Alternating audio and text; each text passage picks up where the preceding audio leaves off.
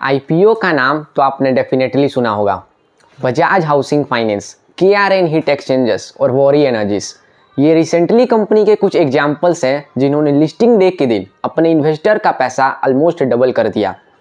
और अब 2025 में नए आईपीओस की लाइन लगी है।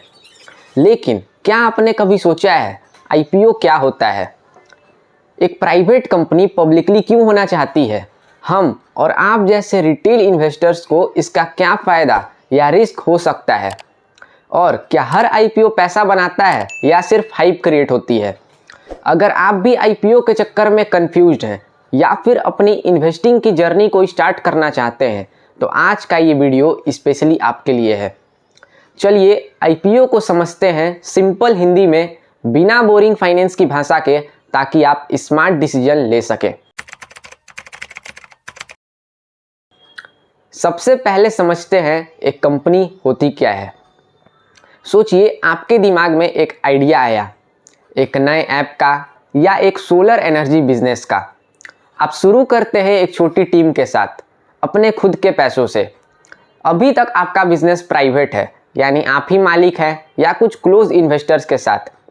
इस स्टेज पे कंपनी के अंदर का पैसा होता है, फाउंडर्स का, फैमिली का या किसी वेंचर कैपिटलिस्ट का, जैसे ओला, स्विगी एंड बाइजूस ने शुरुआत में किया था।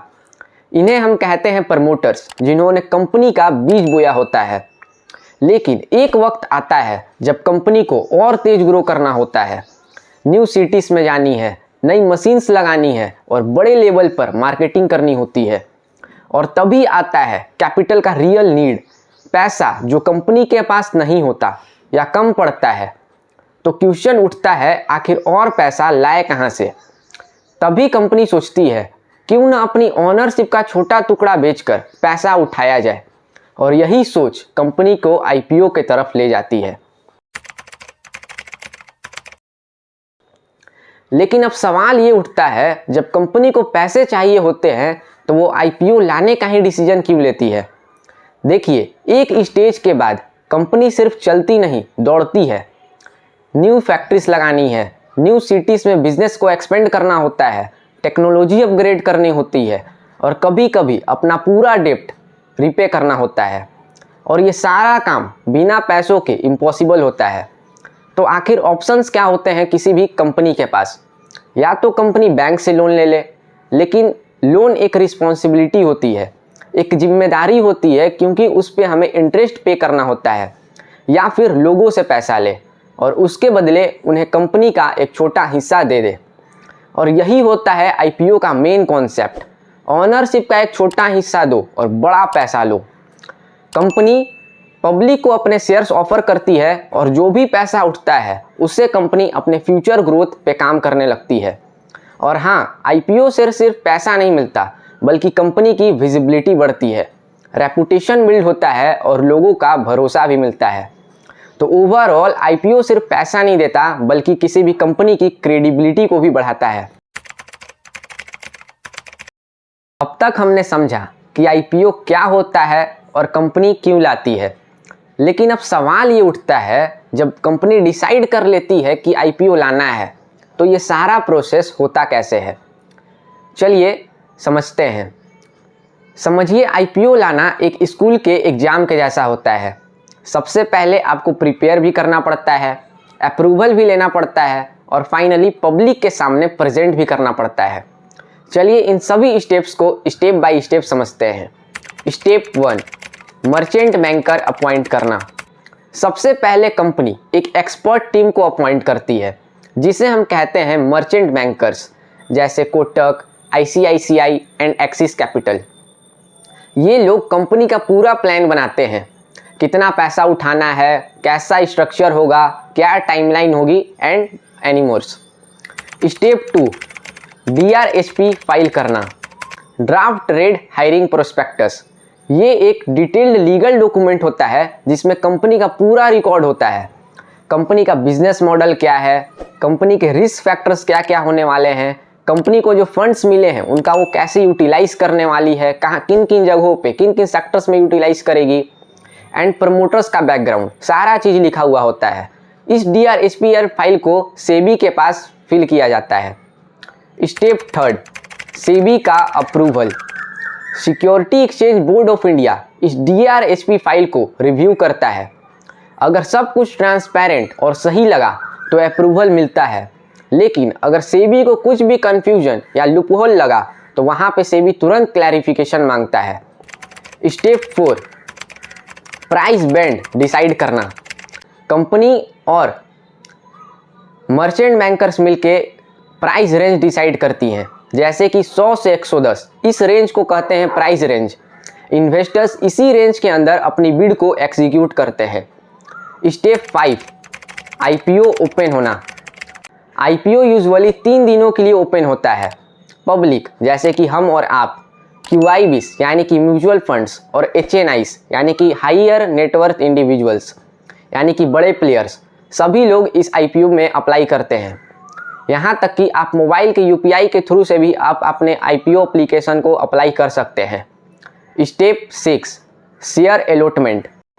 अगर IPO ज़्यादा सब्सक्राइब हो जाता है, जैसे कि बजाज हाउसिंग फाइनेंस में हुआ था, तो यहाँ पे लकी या लॉटरी सिस्टम लगता है, यानी कि कुछ ही लोगों को शेयर्स मिलता है और कुछ लोगों को नहीं। Step 7, listing on stock exchange. और फाइनली 6 से 10 दिन के बाद IPO हमारे स्टॉक मार्केट में लिस्ट हो जाता है और उस दिन पता चलता है इन्वेस्टर्स का पैसा बना या डिसअपॉइंट मिला। तो दोस्तों, IPO का पूरा प्रोसेस ट्रांसपेरेंसी और कॉन्फ़िगरेशन के साथ होता है, जिसमें कि हमें पूरी की पूरी डॉक्यूमेंटाइजेशन चाहिए होती है। सेबी ये कभी नहीं चाहता है कि इन्वेस्टर्स को प्रोटेक्शन में कुछ कमी हो या मार्केट में ट्रस्ट ना बने, इसलिए सेबी इसमें पूरी जांच पड़ताल करता है। अब चलिए इन्वेस्टर की एक नज़र से देखें कि IPO हमारे लिए क्या अपॉर्चुनिटी लाता है। देखिए, जब एक कंपनी IPO लाती है तो इन्वेस्टर के पास मौका होता है कि उस कंपनी का ऑनर बनने का पहले दिन से। जिस प्रकार क्रिकेट में ओपनिंग बैट्समैन बनना high risk but high reward भी होता है, उसी प्रकार किसी कंपनी में शुरुआती दौर से रहना काफ़ी हाई रिस्क या हाई रिवॉर्ड भी हो सकता है। कंपनी के शुरुआती दिनों से रहना के लिए कुछ फ़ायदे भी हो सकते हैं, जैसे सबसे पहला लिस्टिंग इन। अगर कोई कंपनी ओवर सब्सक्राइब हो जाती है तो जनरली काफ़ी ज़्यादा चांसेस हैं कि उसका शेयर प्राइस लिस्टिंग डे के दिन ऊपर खुलेगा और आपको यानी कि इन्वेस्टर्स को कुछ ही मिनट में अच्छा खासा प्रॉफिट मिल सकता है। जैसे कि बजाज हाउसिंग फाइनेंस का IPO में उसका प्राइस बैंड था 65 से 70 रुपये और लिस्टिंग के दिन उसकी लिस्टिंग हुई थी 160 रुपये पे, यानी कि almost double. Second, long term wealth creation. कुछ IPOs अपने शुरुआती दौर से ही मल्टी बैगर बनने की पूरी पोटेंशियल रखते हैं, जैसे BSC, CDSL and Maruti Suzuki, जिन्होंने अपने इन्वेस्टर्स को 10 गुना 50 गुना तक का भी रिटर्न बना कर दिया लॉन्ग टर्म में। Third, portfolio diversification. नए IPOs का मतलब होता है नए सेक्टर्स, न्यू अपॉर्चुनिटीज़। अगर आपके पोर्टफोलियो में सिर्फ ट्रेडिशनल स्टॉक्स हैं तो आप IPO में अप्लाई करके नए themes like tech, fintech and renewable energy में अपनी हिस्सेदारी को बढ़ा सकते हो। लेकिन IPO का सिर्फ फ़ायदा ही नहीं है, कुछ दिक्कत भी होती है, जैसे कि नायका एंड पेटीएम जैसे शेयर्स में लोगों का काफ़ी लॉस भी हुआ, क्योंकि कई बार IPO इतनी हाइप के साथ आता है कि प्राइस उनकी ऑलरेडी हाई होती है और लोग बिना सोचे समझे इन्वेस्ट कर रहे होते हैं। इसलिए बस आपको न्यूज़ चैनल एंड अपने दोस्तों के कहने पर IPO को अप्लाई नहीं करना है, अपनी रिसर्च एंड अपनी एनालिसिस भी ज़रूर करनी है, क्योंकि अगर आप दूसरों के कहने पर कोई भी काम कर रहे हो तो ये फिर इन्वेस्टिंग नहीं हुआ, ये तो लॉटरी खेलने जैसा हो जाएगा। ये कुछ रियल लाइफ IPO के एग्जाम्पल से समझते हैं, जहां कुछ लोगों ने पैसा बनाया और कुछ लोगों ने खो दिया। सबसे पहला है बजाज हाउसिंग फाइनेंस। कंपनी अपनी प्राइस बैंड को लाती है 65 से 70 रुपये के आसपास में और लिस्टिंग होता है 140 से 150 रुपये के प्राइस में, यानी कि पहले दिन ही पैसा almost double. And second, Hyundai, India का सबसे बड़ा IPO।